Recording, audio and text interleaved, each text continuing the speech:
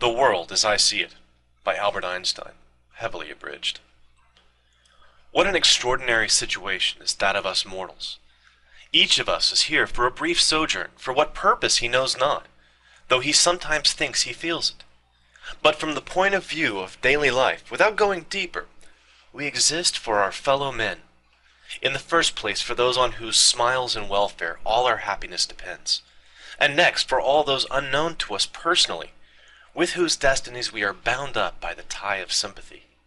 100 times every day I am reminded myself that my inner and outer life depend on the labors of other men, living and dead, and that I must exert myself in order to give in the same measure as I have received and am still receiving. I am strongly drawn to the simple life, and am often oppressed by the feeling that I am engrossing an unnecessary amount of the labor of my fellow men. I regard class differences as contrary to justice, and, in the last resort, based on force. I also consider that plain living is good for everybody, physically and mentally. To inquire after the meaning or object of one's own existence or of creation generally has always seemed to me absurd from an objective point of view. And yet everybody has certain ideals which determine the direction of his endeavors and his judgments. In this sense I have never looked upon ease and happiness as ends in themselves.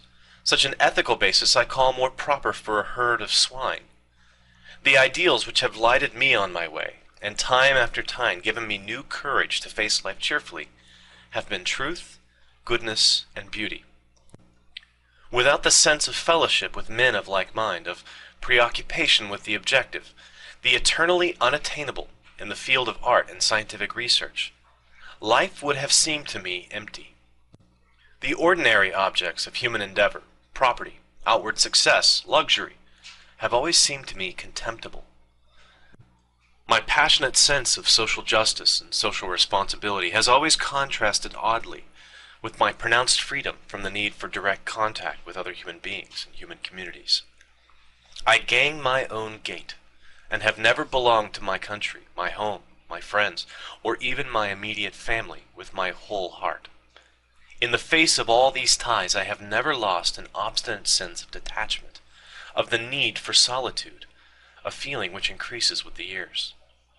One is sharply conscious, yet without regret, of the limits to the possibility of mutual understanding and sympathy with one's fellow creatures.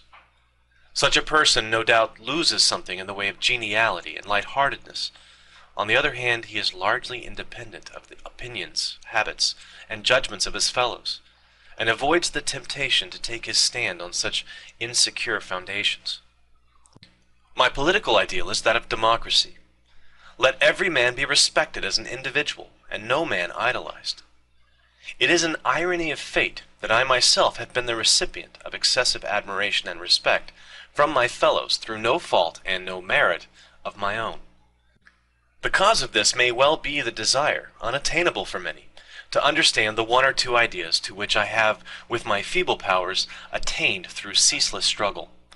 I am quite aware that it is necessary for the success of any complex undertaking that one man should do the thinking and directing, and in general bear the responsibility. But the led must not be compelled. They must be able to choose their leader. An autocratic system of coercion, in my opinion, soon degenerates. For force always attracts men of low morality, and I believe it to be an invariable rule that tyrants of genius are succeeded by scoundrels. The fairest thing we can experience is the mysterious. It is the fundamental emotion which stands at the cradle of true art and true science.